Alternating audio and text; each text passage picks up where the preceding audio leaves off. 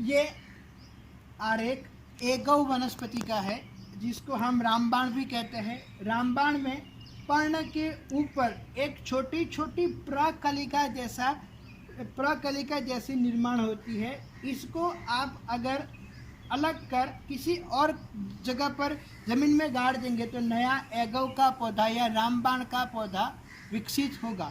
ऐसा ही एक कलक वनस्पति जो कलक वनस्पति लता के स्वरूप में होती है, जिसमें एक कंद का उसकी पर्णदंड के नीचे एक कंद का निर्माण होता है। उस कंद को आप अगर जमीन में गाड़ देंगे तो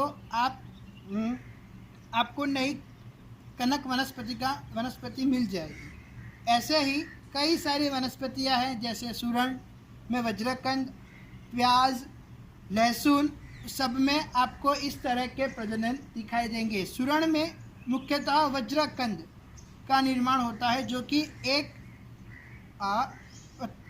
तने द्वारा हुआ वानस्पतिक प्रजनन है या अलैंगिक जनन है। उसमें एक तने के किसी भी शीर्ष को, उसमें से तने के किसी भी शीर्ष पर एक कलिका का निर्माण होता है। उस कलिका को काटकर आप अगर जमीन में गाड़ देंगे तो आपके वहाँ भी सुरण की खेती हो सकती है। आप अपने घर पर भी सुरण उगा सकते हैं। अब हम प्रजनन के अन्य प्रकार मतलब लैंगिक जनन, सेक्सुअल रिप्रोडक्शन के बारे में पढ़ेंगे। उससे पहले हम अलैंगिक तथा लैंगिक जनन के बीच क्या आधारभूत भिन्नता है उसको स्पष्ट करने की चेष्टा करेंगे। अलैंगिक जनन, पहला मुद्दा, यह हमेशा एक जनकीय होता है। लैंगिक जनन, यह सामान्य द्विजनकीय होता है। दूसरा, यह अभिन्नता के साथ जीवों की संख्या बढ़ाता है।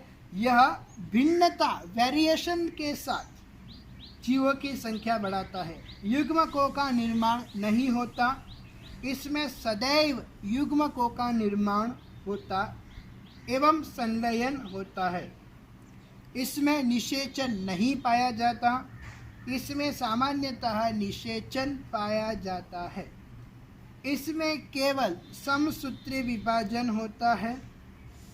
इसमें युग्मक निर्माण के दौरान अर्धसूत्री तथा युग्मनज से संतति के परिवर्तन के दौरान समसूत्री विभाजन पाया जाता है। संततियों में अपने जनकों से आनुवंशिक रूप से समान होती है। संततियाँ अपने जनकों से आनुवंशिक रूप से भिन्न होती है। यह केवल निम्न कशेरुकियों तथा निम्न अकशेरुकियों में पाया जाता है। लैंगिक जनन लगभग सभी जीवों में पाया जाता है। यह विकास में बहुत कम योगदान देता है। यह संततियों में विभिन्नता उत्पन्न कर विकास में महत्वपूर्ण योगदान देता है। इसके कारण संख्या में शीघ्रता से वृद्धि होती है। इसके कारण संख्या में धीमी वृद्धि होती है।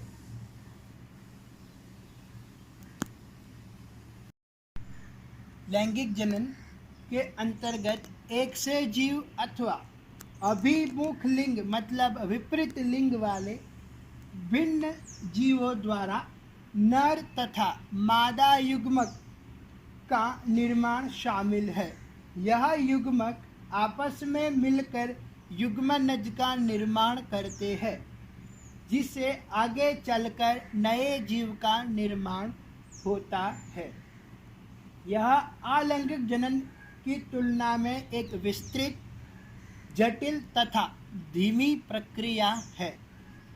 नर तथा मादा युग्मकों के युग्मन से जो लैंगिक जनन संपन्न होता है, उसके परिणाम स्वरूप जो संतति उत्पन्न होती है वह अपने जनकों के अथवा आपस में भी समरूप नहीं होती है। पादप, जंतु अथवा फंजाई जैसे वैविध्यपूर्ण जीवों के अध्ययन से पता चलता है कि यद्यपि यह बाह्य आकारिकी आंतरिक संरचनाओं और शरीर क्रिया विज्ञान में एक दूसरे से अलग है, परंतु जब लैंगिक प्रजनन के लिए एक दूसरे के निकट आते हैं तब वह एक जैसे पैटर्न को ही अपनाते हैं। यह एक आश्चर्य की बात है। सभी जीव अपने जीवन में वृद्धि की एक निश्चित अवस्था एवं परिपक्वता तक पहुँचते हैं। इसके पश्चात ही लैंगिक जनन कर सकते हैं। मतलब हर एक सजीव के जीवन में दो अवस्थाएं होती है, किशोर अवस्था और किशोर अवस्था या प्रावस्था। यह पादपों में कायिक अवस्था कहलाती है तथा प्रावस्था विभिन्न जीवों में अलग अलग अवधि की होती है। किशोरावस्था या कायिक अवस्था की समाप्ति ही जनन प्रावस्था का प्रारंभ है। इस प्रावस्था को उच्च पादपों में आसानी से तब देखा जा सकता है जब उनके पुष्प आने लगते हैं। गेंदा, धान, गेहूं, नारियल, आम आदि पेड़ों पर पुष्प लगने में कितना समय लगता है?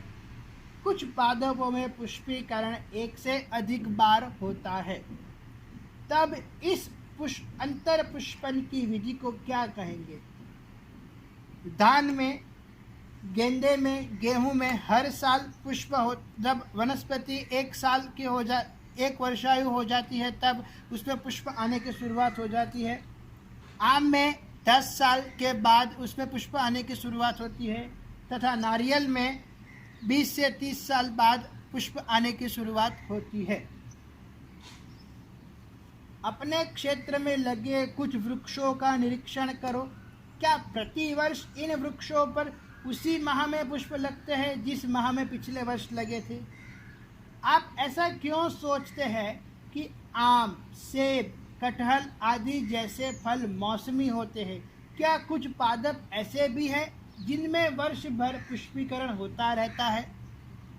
कुछ में मौसम के आधार पर पुष्प निकलते हैं। पादप वार्षिक तथा द्विवार्षिक किस्मों के होते हैं और यह सभी स्पष्ट कायिक, जनन तथा जीव्यमान प्रावस्था को प्रदर्शित करते हैं। परंतु बहुवर्षायु जातियों में इन प्रावस्था को स्पष्ट रूप से परिभाषित करना कठिन होता है। अब यहाँ पर एक आवश्यक वस्तु समझनी ये है कि एक वर्षायु या द्विवर्षायु वनस्पति किसे कहेंगे? एक वर्षायु वनस्पति वो है जिसका जीवन काल 1 वर्ष या उसके अंदर समाप्त हो जाता है। मतलब उसमें कायिक प्रावस्था, जनन प्रावस्था तथा जीव्यमान प्रावस्था तीनों एक ही साल के अंदर दृश्यमान होती है, तो उसे कहते हैं कि एक वर्षायु वनस्पति। एक वर्षायु वनस्पति सभी प्रकार के घास तथा अन्य वनस्पतियां एक वर्षायु होती है। अब द्विवर्षायु वनस्पति जिस वनस्पति का कार्यकाल 2 वर्षों या उसके अंदर के समय में समाप्त होता है उसे द्विवर्षायु वनस्पति कहते हैं। जैसे कि प्याज का पौधा द्विवर्षायु होता है। आपने स्प्रिंग अनियन और मैच्योर अनियन के बारे में सुना होगा। स्प्रिंग अनियन मतलब जो हरे प्याज होते हैं उसे स्प्रिंग अनियन कहते हैं, जो कि वसंत काल में लगता है इसीलिए उसको स्प्रिंग अनियन कहते हैं। और बाकी के उसको फिर से ज़मीन से उखाड़कर फिर से अगले साल देते हैं तो हमें नए प्याज मिलते हैं, तो उसका जीवन काल द्विवर्षायु होता है। बहुवर्षायु मतलब 2 से अधिक साल वनस्पति की पूर्ण अवस्था को प्राप्त करने के लिए लगते हैं। जैसे कि आम, बरगद, नीम, पीपल जैसे वृक्ष बहुवर्षायु वृक्ष होते हैं।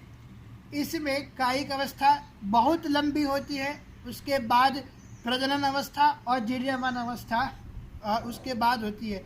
आपने सुना होगा कि बरगद 200-300 साल तक जिंदा रह सकता है। क्योंकि उसकी कायिक प्रावस्था ही सबसे लंबी होती है और उसके बाद की अवस्थाएं भी उसके अनुसार ही लंबी ही होगी। कई कई वृक्ष जैसे कई कई वनस्पतियां जैसे बांस में हर 100 साल में एक ही बार पुष्प होता है और ये पुष्प होने के बाद नष्ट हो जाती है। उसमें पुष्प होते वक्त एक बड़ा सा बम जैसा धमाका होता है, ताकि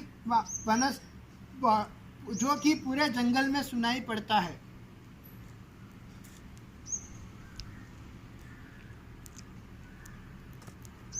कुछ पादप असामान्य रूप से पुष्पीकरण की क्रियाविधि को प्रदर्शित करते हैं।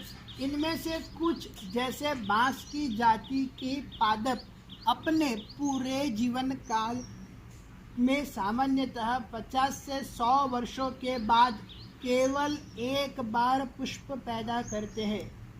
परिणाम स्वरूप बड़ी संख्या में फल उत्पन्न होते हैं और मर जाते हैं। एक अन्य पादप स्ट्रॉबिलैंथस कुंथियाना नीला कुरेंजी 12 वर्षों में एक बार पुष्प उत्पन्न करता है। आप में से अधिकांशतः ये जानते होंगे कि इस पादप ने सितंबर-अक्टूबर 2006 के दौरान इतने पुष्प पैदा किए, जिसके परिणाम स्वरूप केरल, कर्नाटक तथा तमिलनाडु की पहाड़ी क्षेत्रों में सड़क के किनारे पर पुष्पों का कालीन सा बिछा दिखाई पड़ा। जिस दृश्य अब यह 2018 में उसने पुनः पुष्प प्राप्त किए होंगे। अब जैसे कि आप सभी जानते हो, आप एलोवेरा को तो जानते ही होंगे। एलोवेरा में भी 12 साल में एक बार पुष्प होता है। तो ये भी एक बहुवर्षायु वनस्पति का उदाहरण है।